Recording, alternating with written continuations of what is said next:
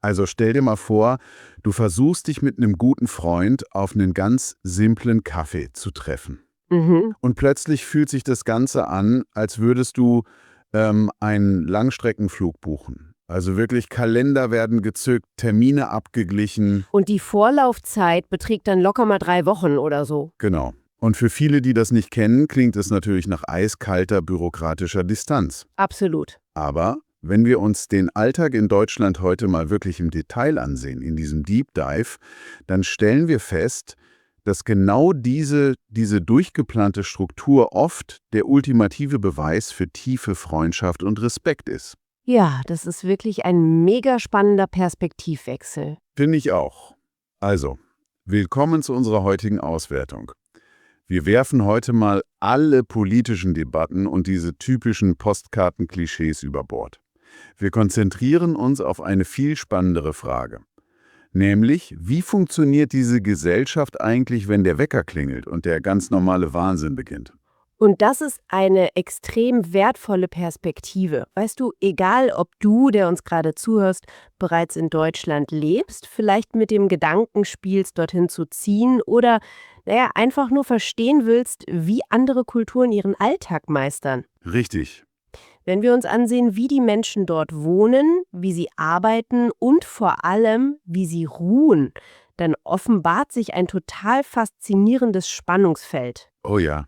Wir sehen eine Gesellschaft, die scheinbar permanent zwischen dem Bedürfnis nach extremer Kontrolle und der absoluten Sehnsucht nach privater Freiheit pendelt. Und um diesen Rhythmus überhaupt zu verstehen, müssen wir logischerweise ganz am Anfang ansetzen, also am Morgen. Der Tag beginnt in Deutschland relativ früh, meistens so zwischen 6 und 7 Uhr. Ja, das ist schon recht früh im internationalen Vergleich. Und was mir bei der Betrachtung dieser Morgenroutine sofort aufgefallen ist, es gibt da überhaupt keine Romantik unter der Woche. Also null. Nee, absolut nicht. Das Frühstück ist kein gemütlicher Start in den Tag. Das erinnert eher an so einen Boxenstopp in der Formel 1, oder? Das ist ein super Vergleich, ja. Man kommt in die Küche, es gibt ein schnelles Brot, vielleicht ein Brötchen mit Käse oder ein Müsli, aber auf jeden Fall Kaffee. Unbedingt Kaffee. Und manche trinken ihren Kaffee sogar im Stehen und lassen das Essen komplett weg. Zack, und weiter geht's auf die Strecke. Es ist die reine Funktionalität. Genau. Und diese Funktionalität am Morgen ist im Grunde die mentale Vorbereitung auf den Arbeitstag. Unter der Woche ist schlichtweg keine Zeit für Gemütlichkeit. Weil der Fokus komplett auf dem Pünktlichsein liegt, nehme ich an. Richtig. Der Kontrast dazu ist dann das Wochenende, wo sich dieses Verhalten wirklich komplett ins Gegenteil verkehrt. Krass, okay. Ja, am Samstag oder Sonntag wird ausgiebig gefrühstückt, man geht zum Bäcker, holt frische Brötchen, kocht Eier, man sitzt stundenlang am Tisch. Also ein richtiger Event. Genau. Und das zeigt schon diese extrem strikte Trennung. Unter der Woche regiert die Effizienz und am Wochenende die absolute Entschleunigung. Okay, also nach diesem morgendlichen Boxenstopp teilt sich das Bild dann ja massiv auf, je nachdem, wo man sich so befindet. Mhm. In Metropolen wie Berlin, München oder Köln verlässt man sich auf ein extrem dichtes Netz aus U-Bahnen, S-Bahnen und Bussen. Und auffällig viele Menschen pendeln bei jedem Wetter mit dem Fahrrad. Ja, das ist wirklich beeindruckend. Auf dem Land hingegen ist das Auto das absolute Zentrum der Mobilität. Einfach weil die Entfernungen größer sind und der öffentliche Nahverkehr dort schlichtweg nicht in der gleichen Taktung existiert. Das stimmt. Aber egal ob jetzt mit dem Rad im Regen oder im Auto im Stau, das oberste Ziel bleibt immer gleich, nämlich Pünktlichkeit. Wer um 8 Uhr anfängt, ist vor 8 Uhr da. Ganz genau. Und da frage ich mich halt, ist diese gnadenlose morgendliche Effizienz einfach ein kultureller Tick? Also, warum ist Unpünktlichkeit so ein derartiges Tabu? Das ist eine super Frage, weil es dabei gar nicht um die Uhrzeit an sich geht. Okay, worum denn? Es geht um einen unausgesprochenen sozialen Vertrag. Also natürlich fallen auch in Deutschland mal Züge aus, natürlich gibt es Staus, das weiß dort jeder. Klar. Aber es geht um den sichtbaren Versuch, pünktlich zu sein. Der Arbeitsalltag ist oft extrem durchgetaktet. Die Menschen kommen ins Büro, öffnen den Kalender, strukturieren ihre E-Mails, sie planen Meetings auf die Minute genau. Wow, okay. Und wenn du in so einem System 15 Minuten zu spät kommst, dann bringst du nicht nur deinen eigenen Zeitplan durcheinander, sondern eben auch den aller anderen. Verstehe. Pünktlichkeit ist in diesem stark strukturierten Umfeld also schlichtweg eine Respektsbekundung.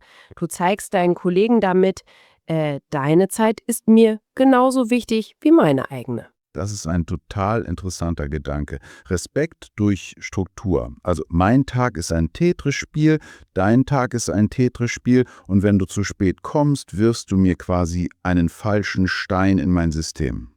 Exakt so ist es. Und wer dieses Tetris-Spiel 8 Stunden lang auf dem höchsten Niveau spielt, der braucht irgendwann einen kompletten Systemneustart. Das leuchtet ein. Und das führt uns zu einem der zentralsten Konzepte der Arbeitskultur dort, dem Feierabend. Feierabend, das ist wirklich ein großartiges Wort. Ja, oder? Wenn man das wörtlich übersetzt, heißt es ja Feierabend, also quasi die Feier des Abends. Richtig. Und das bedeutet eben nicht einfach nur, dass man nach Hause geht. Es markiert eine absolute Grenze. Die Arbeit ist fertig und die freie Zeit beginnt exakt in dieser Sekunde. Genau das ist der Punkt. Deutsche gelten ja weltweit als unfassbar fleißig und arbeitsam. Aber wenn man sich das ansieht, sind sie offenbar genauso diszipliniert und konsequent darin, nicht zu arbeiten, sobald dieser Feierabend ausgerufen wird. Ja, da wird der Laptop rigoros zugeklappt. Berufliche E-Mails am Abend zu beantworten, ist in vielen Firmen sogar echt verpönt. Wahnsinn. Diese eiserne Grenze ist psychologisch gesehen extrem wichtig. Ohne diesen harten Schnitt zwischen Berufs- und Privatleben wäre diese hohe Taktung des Arbeitstages überhaupt nicht durchzuhalten. Das macht Sinn. Der Feierabend fungiert wie so eine Art mentale Dekompressionskammer. Die Menschen brauchen diesen bewussten Moment, in dem der Schalter umgelegt wird, um sich abzugrenzen und zu regenerieren. Wer intensiv arbeitet, muss auch intensiv abschalten. Genau so ist es. Und wie sie abschalten, das hängt offenbar komplett vom Thermometer ab. Das fand ich so witzig in den Quellen. Es ist wirklich wie ein Schalter, der von der Sonne bedient wird. Oh ja, das ist extrem wetterabhängig. Im Frühling und Sommer verlagert sich das gesamte Leben schlagartig nach draußen. Die Parks sind bis auf den letzten Quadratmeter belegt, die Leute grillen, die lesen auf der Wiese, sitzen in Cafés. Ja. Sobald es aber Herbst wird, also nass und früh dunkel, zieht sich die Gesellschaft sofort wieder in ihre Wohnungen zurück. Dann wird gekocht, es werden Serien geschaut, man spielt Gesellschaftsspiele. Aber am Wochenende, egal bei welchem Wetter, gibt es diese massive Flucht in die Natur. Stimmt. Wie erklärst du das? Diese Verbindung zur Natur zieht sich wirklich tief durch die gesamte Kultur. Es gibt riesige Waldgebiete, unzählige Seen, im Süden die Alpen. Und am Wochenende schnallen sich abertausende Menschen stundenlang den Rucksack um und gehen wandern. Einfach nur wandern. Ja, sie fliehen ganz bewusst aus den lauten, strukturierten und getakteten Städten. Sie suchen den Wald, weil er das genaue Gegenteil ihres Alltags ist. Okay, das ist schöner Kontrast. Im Wald gibt es keine Termine, keine U-Bahn, die man verpassen könnte, keine E-Mails. Es gibt nur Stille. Wobei natürlich auch der Sport eine gigantische Rolle beim Abschalten spielt, oder? Absolut. Fußball ist allgegenwärtig, ob aktiv im Verein oder als eine Art Religion am Wochenende vor dem Fernseher oder halt im Stadion. Klar, Fußball ist riesig. Aber auch das Radfahren, das wir ja vorhin schon beim Arbeitsweg hatten, ist gleichzeitig ein riesiges Freizeitding. Neben Handball, Schwimmen oder Tennis, man ist da schon wahnsinnig aktiv. Das stimmt, ja. Aber dieser hart verteidigte Feierabend, Dieses Bedürfnis nach Abgrenzung, das muss ja logischerweise irgendwo stattfinden, wenn man nicht gerade durch den Wald wandert. Richtig. Wir wechseln also mal von der Struktur des Büros in die privateste Festung, die es gibt. Das eigene Zuhause. Und hier bricht direkt ein weiteres, oft geglaubtes Bild in sich zusammen. Ach ja, Welches? In vielen Ländern gilt das gekaufte Eigenheim ja als das ultimative Lebensziel. In Deutschland wohnen jedoch wahnsinnig viele Menschen, besonders in den Metropolen, dauerhaft zur Miete. ach verrückt. Okay, Die Wohnungssuche in Städten wie München, Hamburg, Frankfurt oder Berlin ist geradezu berüchtigt. Sie ist teuer, extrem stressig und kann teilweise Monate dauern. puh. Aber wenn diese Wohnung einmal gefunden ist, dann wird sie zur absoluten Wohlfühloase ausgebaut. Oh ja, da wird unfassbar viel Wert auf Gemütlichkeit gelegt. Oh, habe ich gelesen. Der kleine Balkon in der Stadt wird komplett mit Tomaten, Kräutern und Lichterketten bepflanzt. Und dekoriert. Das Zuhause ist der Rückzugsort schlechthin. Aber warte mal, hier ergibt etwas für mich gerade überhaupt keinen Sinn. Das meinst du? Naja, wir reden hier die ganze Zeit darüber, wie heilig diesen Menschen ihre Ruhe, ihre Abgrenzung und ihre private Festung sind. Ja. Sie klappen den Laptop zu, wollen niemanden mehr sehen und flüchten in den stillen Wald. Aber gleichzeitig ist das Konzept der WG, also der Wohngemeinschaft, extrem populär. Das stimmt. Junge Leute, Studenten, teilweise auch Berufstätige, ziehen massenhaft in Wohnungen, wo sie nur ein eigenes Zimmer haben und sich Küche und Bad mit völlig fremden Menschen teilen müssen. Ja, Das ist doch der absolute Albtraum für jemanden, der Struktur und Privatsphäre liebt. Wie passt das denn bitte zusammen? das ist wirklich ein völlig berechtigter Einwand. Eine WG klingt im ersten Moment nach der puren Antithese zur deutschen Ruhe. Genau. Aber man muss hier die wirtschaftliche Realität sehen. Eigene, kleine Wohnungen in den Universitätsstädten sind oft schlichtweg unbezahlbar. WGs entstehen also fast immer aus einem ökonomischen Zwang heraus. Okay, das leuchtet ein. Und jetzt kommt das eigentlich Spannende. Wie geht diese Kultur mit dem potenziellen Chaos um, das entsteht, wenn 4 Fremde eine Küche teilen? Lass mich raten.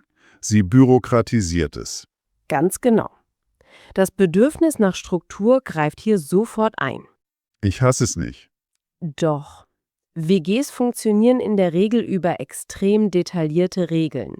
Es gibt Putzpläne, wer an welchem Tag den Müll runterbringt, wer wann das Bad wischt. Das ist ja der Wahnsinn. Ausgaben für Toilettenpapier werden über spezielle Apps abgerechnet. Das Chaos des Zusammenlebens wird also durch strikte Organisation kontrolliert und befriedet. Und über allem schwebt dann vermutlich das oberste unausgesprochene Gesetz. Die absolute Ruhe. Besonders abends und nachts, oder? Oh ja, die Ruhe ist heilig. Es gibt gesetzliche Ruhezeiten, meistens so zwischen 22 Uhr abends und 6 Uhr morgens. Gesetzlich verankert. Ja, laute Musik zu diesen Zeiten ist nicht nur ein Fauxpas, es ist ein massiver Verstoß gegen den nachbarschaftlichen Frieden. Das Verhältnis zu Nachbarn ist dort ohnehin sehr speziell. Inwiefern? In großen Wohnblocks in der Stadt bleibt man oft extrem anonym. Man grüßt sich im Treppenhaus und das war's dann. Auf dem Land, in Dörfern, ist das sozial viel enger. Da hilft man sich im Garten oder trinkt Kaffee zusammen. Ah, okay. Aber die Grenze bleibt überall die Lautstärke. Wer am späten Abend laut feiert oder ganz schlimm am Sonntagmorgen Löcher in die Wand bohrt, der hat sehr schnell den Ärger der gesamten Nachbarschaft auf sich gezogen. Das bringt uns nahtlos zu dem Tag, an dem dieses gesellschaftliche Verlangen nach Ruhe seinen ultimativen, quasi institutionellen Höhepunkt erreicht. Oh ja?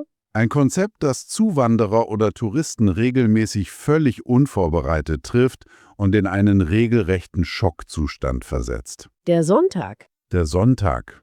Stell dir das mal vor, du bist frisch ins Land gezogen, wachst an deinem ersten Sonntag auf, hast endlich frei, Die Sonne scheint und du denkst dir, wunderbar, heute mache ich entspannt den großen Wocheneinkauf, besorge ein paar Möbel, geh shoppen. Ein klassischer Fehler. Du läufst los und stehst in einer Geisterstadt. Alle Supermärkte, alle Boutiquen, die riesigen Einkaufszentren. Einfach alles ist geschlossen. Die Türen sind zu. Mit ganz wenigen Ausnahmen für essentielle Bereiche wie Krankenhäuser, Polizei oder eben Tankstellen steht das öffentliche, kommerzielle Leben an diesem Tag komplett still. Das ist echt schwer zu glauben für jemanden, der das nicht kennt.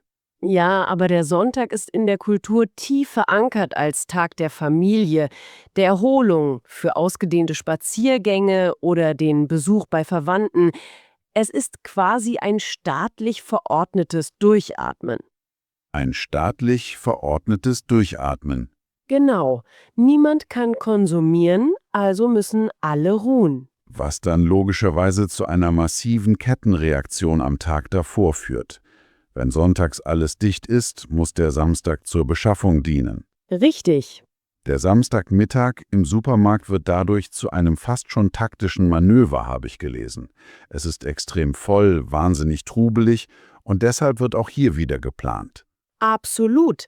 Da geht man nicht einfach so hin.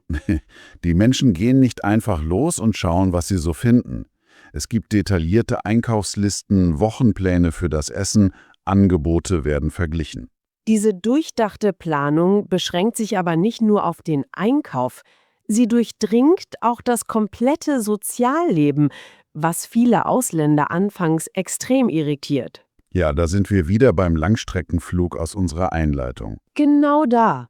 Man ruft Freunde eben oft nicht spontan am Samstagmittag an und sagt, hey, ich bin in 10 Minuten bei dir, setz schon mal Kaffeewasser auf. Eher selten, ja.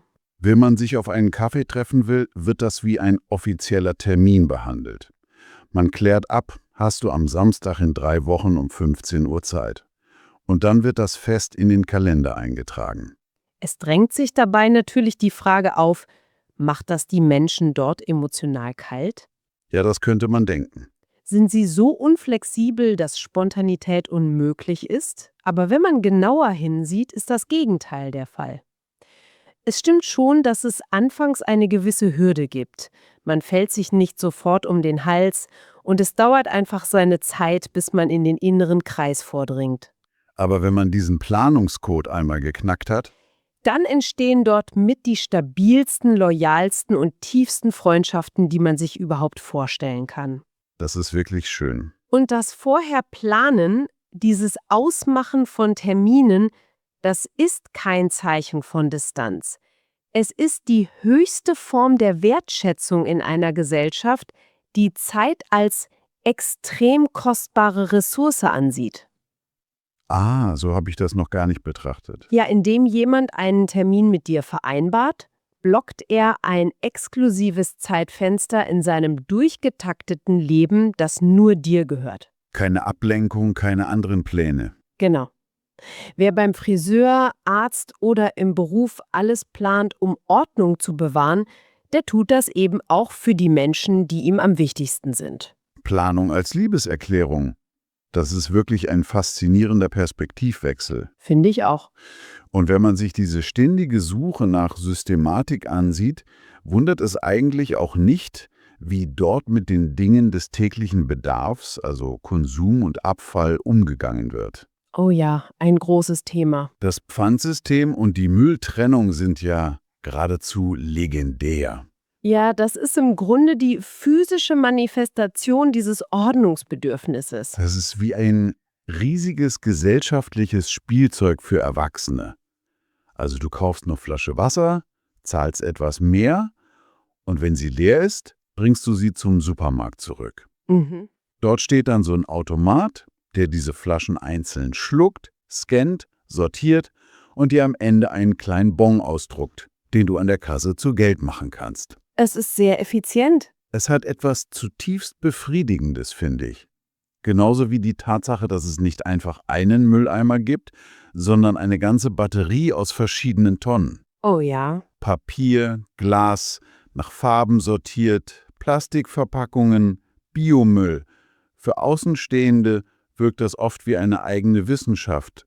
Aber es zeigt doch, wie tief dieses Bedürfnis sitzt, sogar dem Chaos des Abfalls eine ganz klare Struktur zu geben.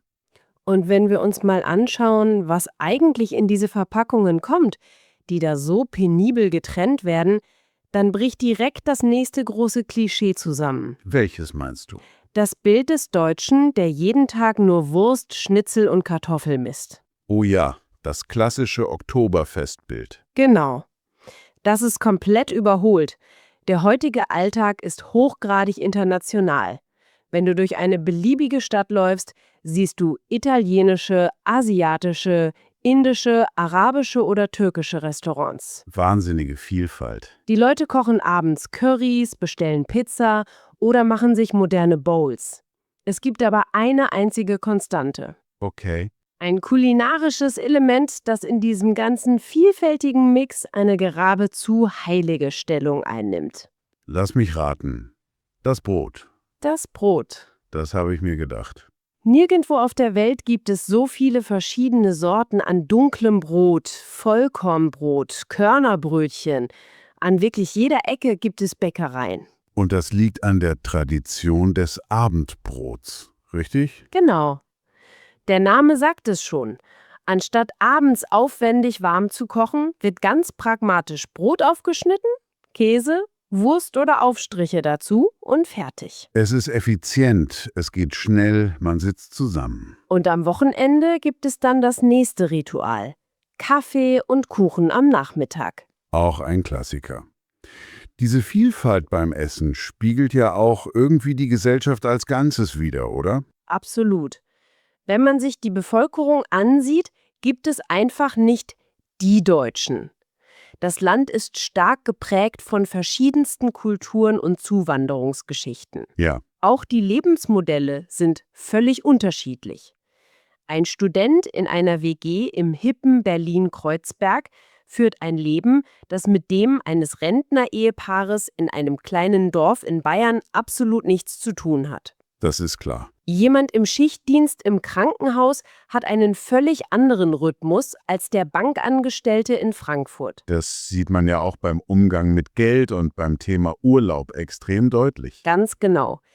Das Klischee des ewigen Sparers trifft natürlich auf viele zu, die jeden Cent zweimal umdrehen und extrem auf finanzielle Sicherheit durch Eigenkapital setzen. Andere wiederum geben ihr Gehalt am Monatsanfang sofort für Technik oder Kleidung aus. Und beim Urlaub verhält es sich ähnlich divers. Wie machen die das? Naja, die einen liegen den halben Sommer auf Mallorca oder in Italien am Strand, die anderen wandern mit Rucksack und Zelt durch die Alpen, mieten ein Wohnmobil und fahren an die Ostsee.